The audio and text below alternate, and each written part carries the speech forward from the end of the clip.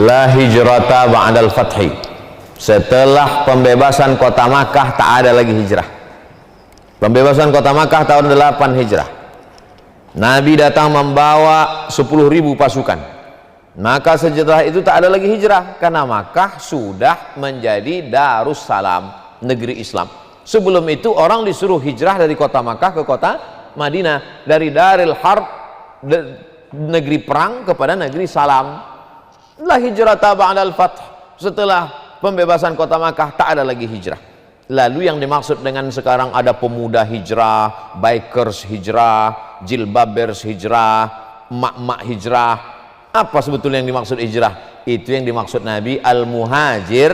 Orang yang hijrah itu siapa ya Rasulullah? Man hajara ma nahallahu anhu, meninggalkan yang dilarang Allah. Maka sekarang lagi tren, kau sudah hijrah? Udah. Hijrah dari mana? Entah, aku tengok orang tuh hijrah, aku hijrah pula. Meninggalkan yang dilarang Allah. Jadi kalau selama ini orang Pertamina gajinya dipakai untuk dugem, untuk mabuk, untuk sosialita, untuk bangga tak tentu arah, rupanya sekarang dibimbing oleh Majelis Ulama Indonesia, dipakai untuk santunan, dipakai untuk tablik akbar, dipakai untuk peduli pada duafa. Maka dia sudah hijrah secara ekonomi. Yang selama ini masih menyimpan duit di bank konvensional, dialihkannya ke bank syariah, maka sesungguhnya dia sudah hijrah. Anak-anak muda yang masih pacaran kemudian berhenti dia, maka hijrah. Gimana? Udah berhenti kau pacaran? Udah Pak Ustaz. Cuman sekarang pindah ke pacar baru. Nah, itu bukan hijrah. Oleh sebab itu maka hijrah. Nah, situasi negara kita sekarang ini bagaimana Pak Ustaz? Kira-kira 5 ini bisa tak kita laksanakan? Syahadat bisa, dijamin oleh Undang-Undang Dasar 1945 pasal 29 ayat 1 ayat 2. Melaksanakan sholat bebas, tak ada larangan untuk sholat.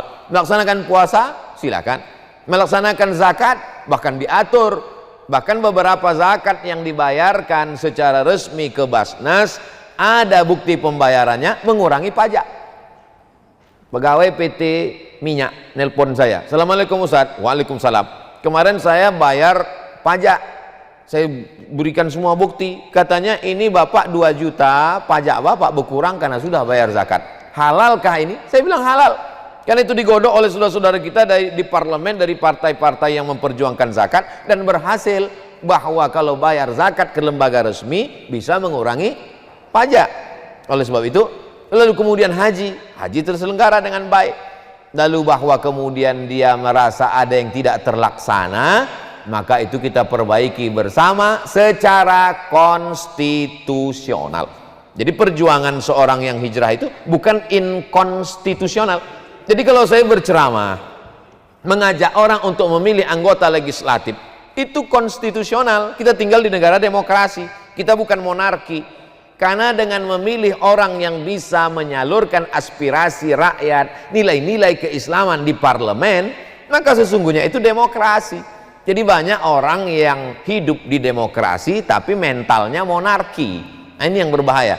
Oleh sebab itu maka kita tinggal, apa kata Presiden Soekarno? Kita tidak negara Islam, kita negara kaum muslimin terbesar di dunia, tapi sistem yang kita pakai adalah sistem demokrasi. Dalam demokrasi suara yang paling banyak itulah yang menang. Lalu kemudian banyak orang milih saya, ya apa salahnya dia pilih saya?